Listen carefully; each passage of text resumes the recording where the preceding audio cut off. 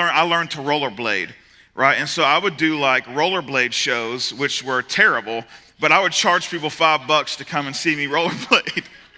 It was a great scam. It was really cool. People paid. It was awesome. I mean, it was pity pay, I think, but I mean, they pay either way. It doesn't matter to me. I got gumballs. So anyway, I was just trucking down the street. That has nothing to do with what I have to say at all. I don't know where that rollerblade story came from. But anyway, so I was walking down the street, and I see this Polaroid face down. And I'm like, oh, cool, a picture. And so I pick up the Polaroid, and I flip it over.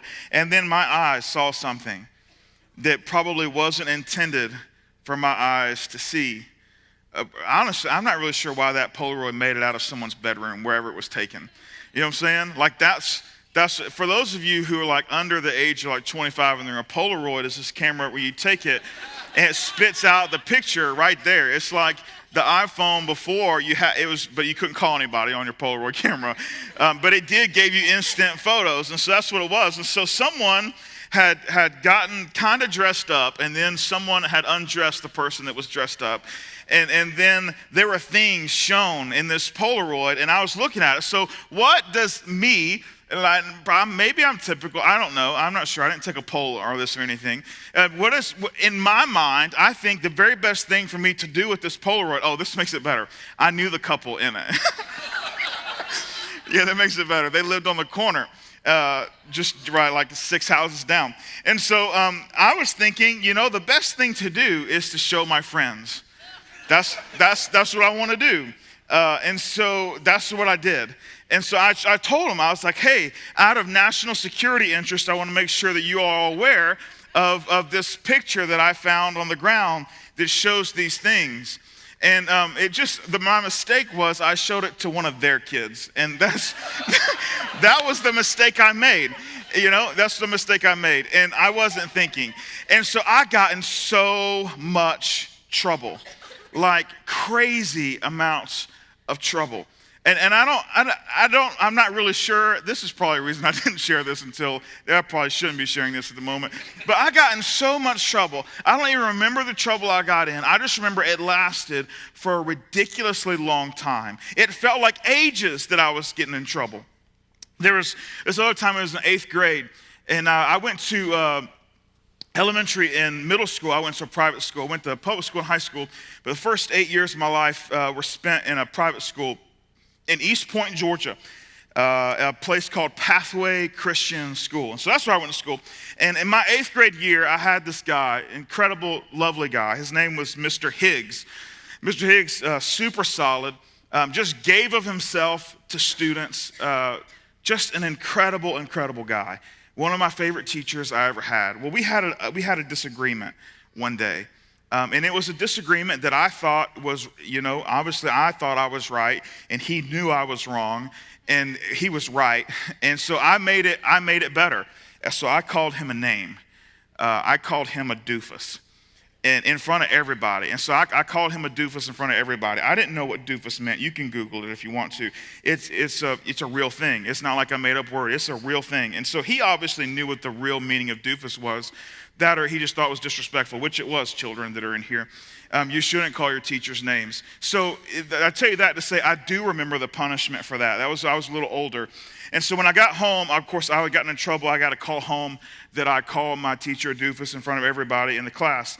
And so my punishment was I got grounded and all those things. But the big thing for me was I had to miss a camp out. I was a Boy Scout, and so I was an Eagle Scout. Come on, how about that? Mm-hmm. Oh, thank you. So there was this big thing. There was this once a year camp out that was this pretty huge thing. I'm not going to get into the details of it, but I had been selected to be a part of this once a year thing. It was a pretty big deal. And so I was looking forward to it. As a 13-year-old, it was a big deal. And so I was pumped about it. And so my dad came to me. He's like, hey, in addition to that punishment, you also are going to have to skip this camp out, which was that coming weekend. And I was like, but Dad, this doesn't happen until another year from now. So I won't be able to go into this special little group of people that do this special little camp out thing until another year. And he was like, yeah, I understand that, and maybe you'll remember not to call your teacher names, And I was like, this is the dumbest thing I've ever heard of. Like, are you kidding me? Here's the cool thing. It rained that weekend, so the entire thing got canceled. That's right. So it was scheduled for the next weekend. right? He still didn't let me go. I was like, well, hold on, I was grounded last week. Last weekend I was grounded. The campout got moved, you know? The campout got moved. When I was growing up, I would try and delay the sentencing of me being punished as long as I could.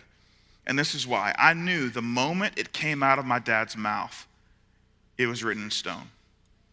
It did not make a difference what happened or how good I was. I could not re-earn that once he said it, it was done.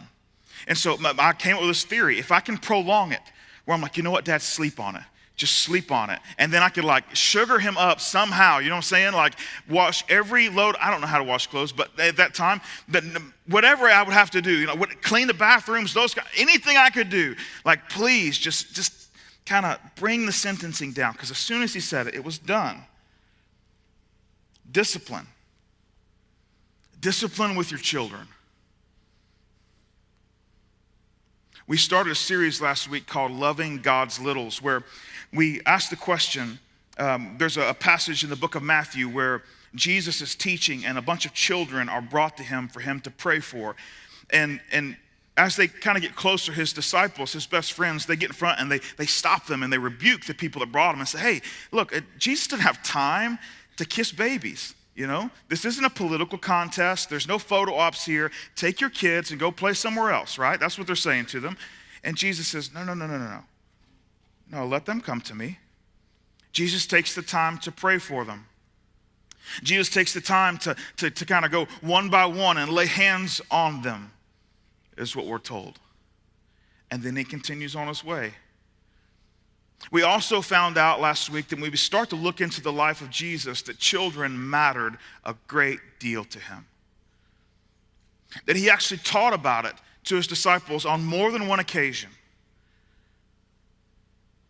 He comes to the conclusion that, hey, here's the deal.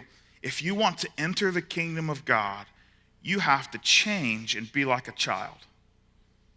We talked about people who have this ambition. These disciples were kingdom builders, and they were very, very task-oriented people. And so they knew the kingdom they wanted to usher into their lives.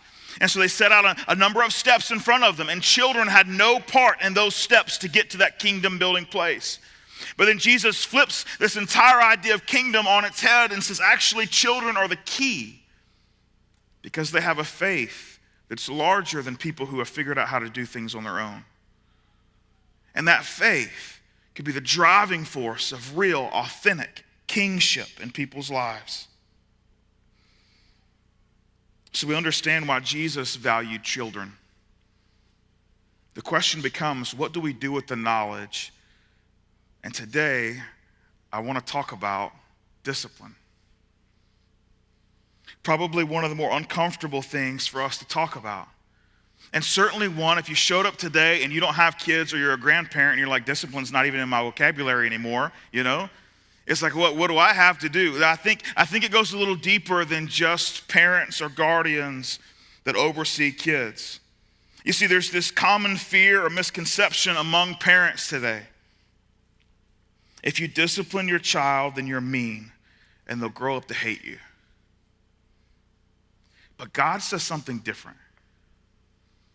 And so maybe you don't have kids today and you're sitting here like, what am I going to do with this? Hopefully I can equip you with the ability to have a really good conversation with a parent who just needs some encouragement. Where you get the opportunity just to say, you know what? Look, I'm not an expert. Obviously, I don't have kids, or that season of my life has passed, or I haven't entered that season yet, or God hasn't decided to give us kids, whatever that is. But I do have a little bit of insight, not based on my own experience, but just based upon what I've learned from God, from reading the Bible. We find a piece of that here in the book of Hebrews, chapter 12, verse 11. We'll put it on the screen for you. It says, no discipline seems pleasant at the time, but painful. Later on, however, it produces a harvest of righteousness and peace for those who have trained by it, who have been trained by it. It seems that the author of Hebrews is attempting to make a case that because Jesus has such a high value for children and how they turn out, Since Jesus shows that they're such in high esteem in terms of their faith and their example they fit and their understanding and their desire to have provision or their need for provision in their life, since he links their faith to the actual kingdom and our desire to be transformed as who we are so that our faith reflects that childlike faith, not childish faith, but childlike faith. The author of Hebrews says, part of this care is discipline, one that does not seem pleasant at the time. And so that could be maybe the first clue. If you discipline your children and they enjoy it, you probably are not disciplining your children, right? Like there's got to be another way. There's got to be another option. I think the first thing that we have to take away from this is this: care enough to consistently correct them. You see, and I'll tell you, I'll be the first person to tell you that I can be guilty of what I'm about to say. And so as I'm saying this out loud, I'm just hearing myself in the room and I'm making adjustments internally as I've wrestled with this myself. Do you recognize the following pattern? Hey, if you do that again, this is going to happen to you. And then they do it again. And you say, if you do that one more time, this is going to happen to you. And then they do it again and you're like, look, this is the last time I'm going to tell you. If you do it again, this is going to happen to you, right? So here's the issue with that. When that happens, automatically we become liars, don't we? Like it's a much bigger deal than maybe we give it credit for. Have you ever thought that when we go the second time to warn the second time, that honestly we're teaching them not to trust us? That when we actually say something that, well, maybe it'll be true depending on if they feel like it when it happens again, right? Or depending on how busy they are, or how overwhelmed they've gotten, or how crazy life has become. One of those things has happened, right?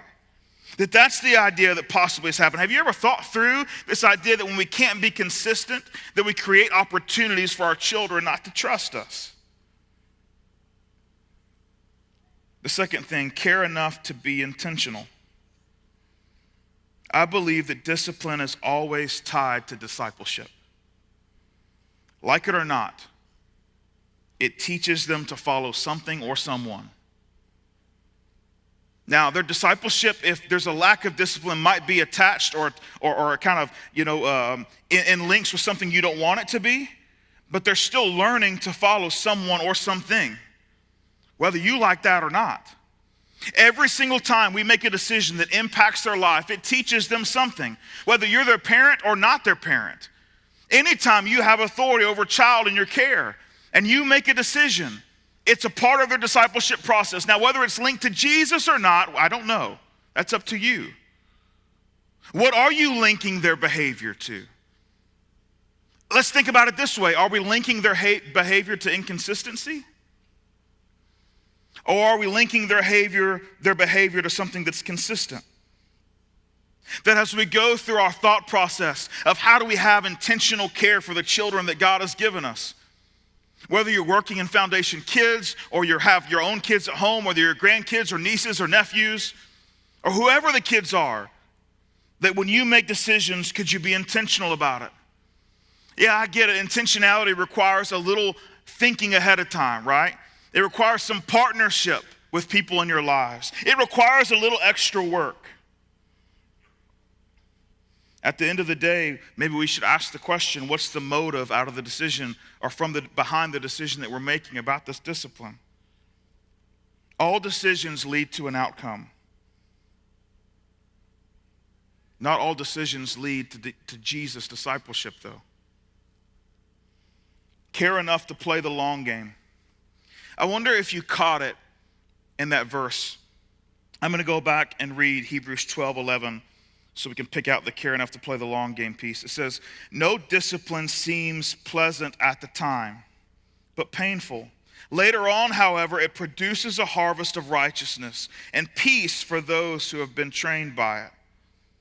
So again, I say care enough to play the long game. Did you hear the long game word that was in the passage? Did you hear the word harvest? Now, for the people that were reading this when it was first written, As they're reading it, many of them are farmers of some sort, or they have some close family tied to agriculture. And so as they hear the word harvest, immediately for them, these word pictures start showing up. These visions and these ideas of what a harvest truly is. They understood that for you to actually have a harvest, there must first be ground prep, then followed by seeding, and then water and care, and then there's growth. And only after that entire process is it time for there to be a harvest. In other words, that discipline doesn't typically show you the fruit that you need to see immediately. Some of your discipline will simply be ground prep. And then as you build onto that, you get to the place of seeding, to the place of water and care, to a place maybe of growth. But even in the season of growth, you don't still get to reap the harvest, do you? Oh, and did you catch probably the most important piece of this? I'll read it to you one more time, because this one really kind of punches you in the gut if you're not ready for it. No discipline seems pleasant at the time, but painful. Later on, however, it produces a harvest of righteousness and peace for those who have been trained by it. Here's the deal. It's your field, it's your seed, it's your money, it's your resources, your time, your water, your fertilizer, your land, your growth that you're seeing, but it's not your harvest. Man. Did you catch that? It produces a harvest of righteousness and peace for those who have been trained by it, not who have been training with it.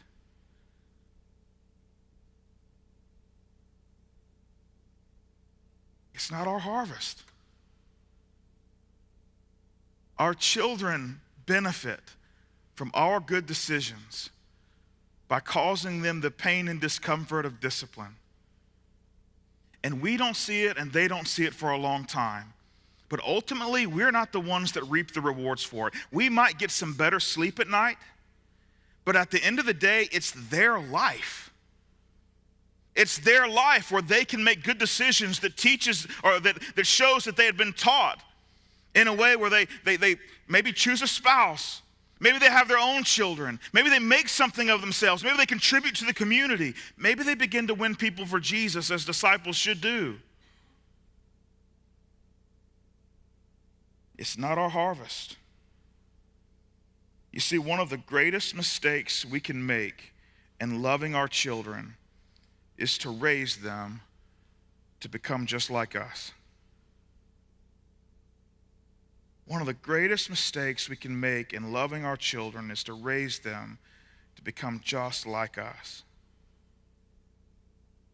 I guess the question that comes from that is, why not raise them to be just like Jesus? If that's really what we're looking for, if we really have a choice, why not give it a shot to raise them to be just like Jesus? Even if that means, and hear me, parents, even if that means that they ultimately will look nothing like you do today. Because some of you, you're in a process where you looked in the mirror and you're like, you know what? I don't look anything like Jesus. And so you're in this process of, hey, how do I figure this out right now? And there's probably less than a handful of people that look at themselves in the mirror in this room and it's like, you know what? I feel pretty good about my pursuit of who Jesus wants me to be. 99% of us, we still look in the mirror and like, I don't add up. It's difficult to lead them to a place that we haven't been ourselves, isn't it? That doesn't mean we shouldn't try. It also doesn't mean that we should delay. You know, often when I've talked to parents, here are a few of the excuses that I've got. There's some pride kind of in who we are. I know I've said this out loud multiple times. We say, well, hey, I turned out just fine and we did it this way. I mean, goodness. Great grandpa smoked a pipe a day with the windows rolled up.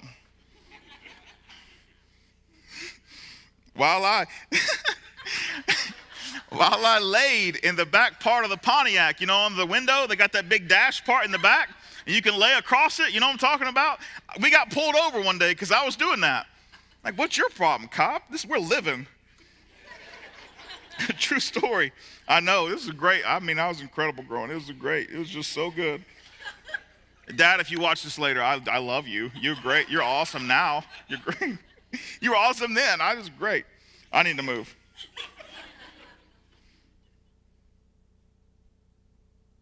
I turned out just fine. Maybe you did. Maybe I did. But do we really want just fine for our kids? Or do we want all that God has for them? Is just fine good enough? I'll tell you, here's the one I hear the most. Man, this is probably one of Satan's biggest lies. How can I say no to them when I did the same thing? How do I have any authority to stand and say, hey, don't do this, when I did the exact same thing?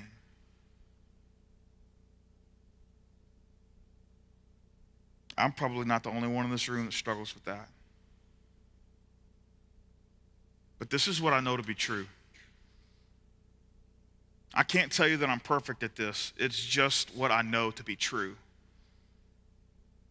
Your authority to teach your children the right thing to do does not come from your past perfection, but from your current relationship with the one who remains perfect. That is where your authority comes from. Not from how you got it right and how you always got it right. Yeah, those stories and those experiences, they're valuable. But I can't tell you, when I was doing student ministry, how many parents, or we'd have kids wrestling with the biggest of issues. And their parent would come in and say, look, I'm just stuck. I don't know what to tell them because I did it in high school too. It's a tough spot to be in. It's tough, but there's a way out. I don't know if it's ever a great conversation to say, hey, you should make this change because when I was in 11th grade, I did this too. But if from the beginning you've been prepping the soil and planting the seed and watering, then honestly, at this point, when your kids get to high school, they recognize that you've made a change in the way you are with Jesus, so they don't have the expectation that, oh, you were perfect in high school. But maybe they can see just how much of a change has occurred in your life.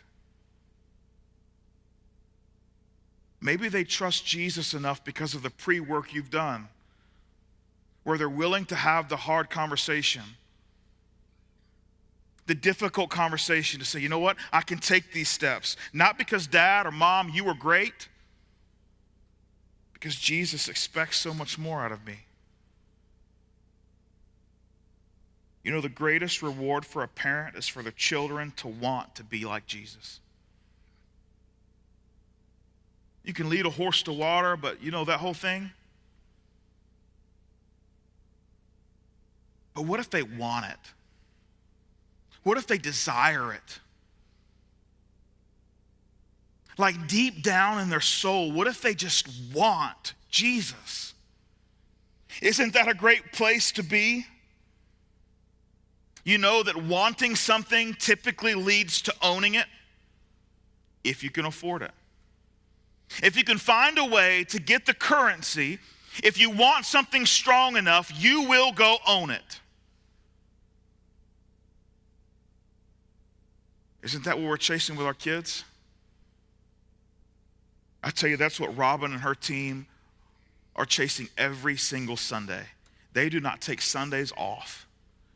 Every Sunday, when you give them the opportunity to interact with your children, they are hoping to build upon what you're doing through the week to create a massive want for Jesus.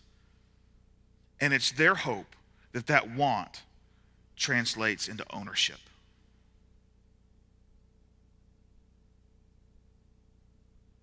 Psalm 127, verse 3 says this: Children are a heritage from the Lord, offspring a reward from him. Like arrows in the hands of a warrior are children born in one's youth.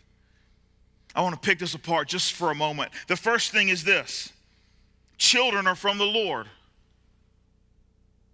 I think probably not all of us. A lot of us have people that are in our lives. If it's not ourselves, we're like, we had this plan of how we were going to have kids. And then we had a whoops, like a little, here they are, What if it wasn't an accident? What if God really means what he says when he says, hey, I knit them together. I was the person that gave them that spark of life. Yeah, you took care of the first piece, but it was actually my doing, God says.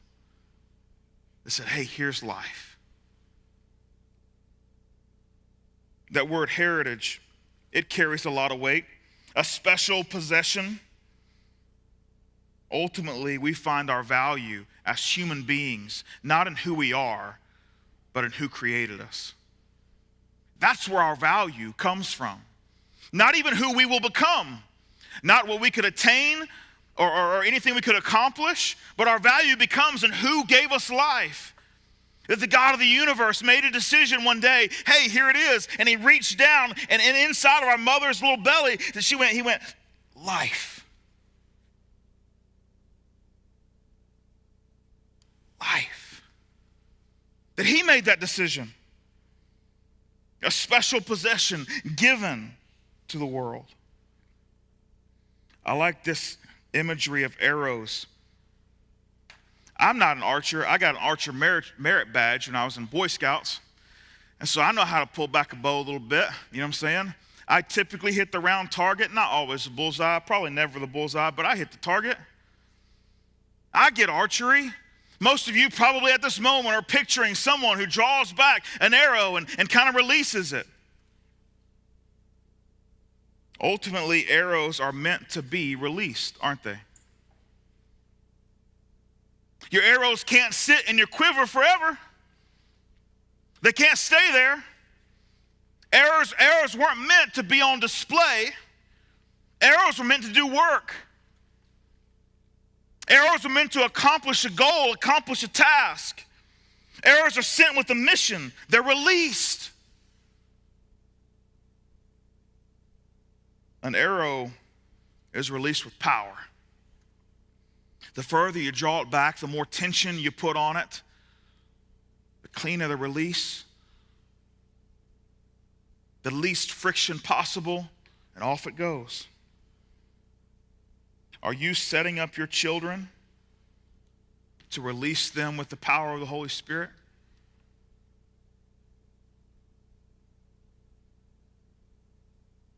That's a big question. Arrows are released with power. They're also released with direction.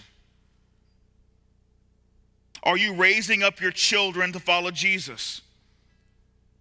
There's a dash here. Wherever it may lead them. Wherever it may lead them. That's a big one. Because I believe that if our church does our job, that there will be seniors that graduate that are called to another country to do Jesus' work. That if we do our job, there will be seniors that graduate high school, that go to Bible college or seminary, that go into ministry full time. And most likely it won't be in their hometown. That if we do our job as a church, partnering with you, that the children represented here by the families in this room will be all over the world. Are you okay with that? Arrows from a warrior are released with confidence. We're not talking about merit badge arrows. We're talking about a warrior's arrows.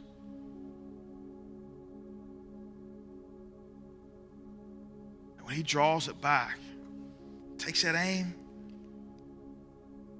lets it fly, he knows exactly where it's going. He has confidence in releasing.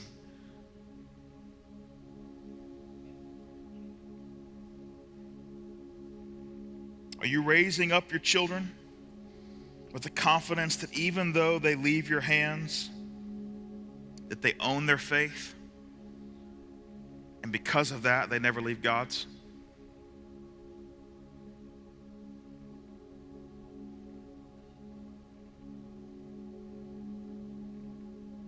I tell you what, raising children is hard. Parenting is hard. That's just my opinion.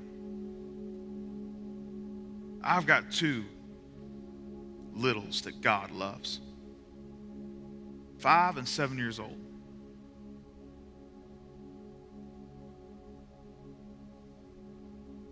I don't know what God is calling me, which direction before we send them off. I don't know. I'm probably like most of you.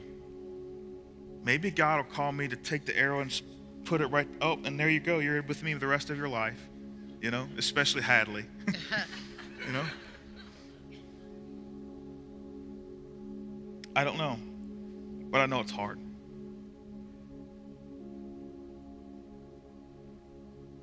So I would say this: don't try to do it by yourself.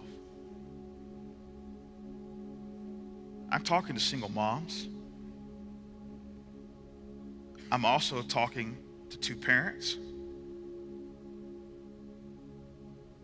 Even if there's 2 of you, don't try to do it by yourself.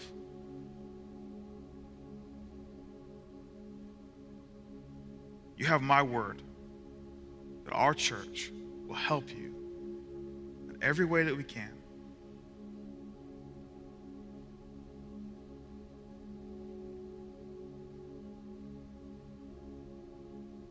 You know, the church is not a great source for parenting.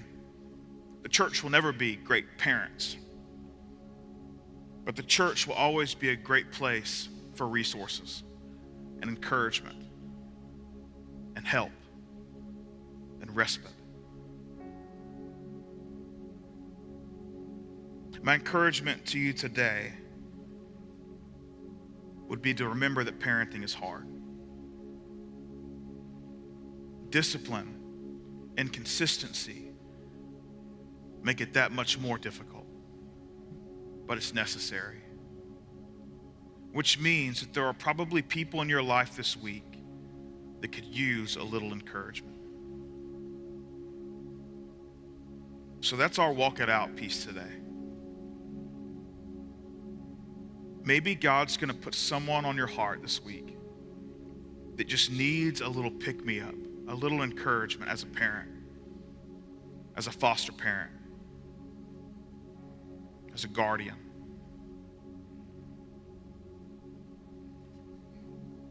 What's something you could do? What's something you could share? Because remember, we finished last week with, we're going to talk a lot about kids for the next 3 weeks. We'll wrap up this series next week. But at no time is our message series geared simply towards parents. Because we believe as the church that because God loves littles, every single one of us should love littles.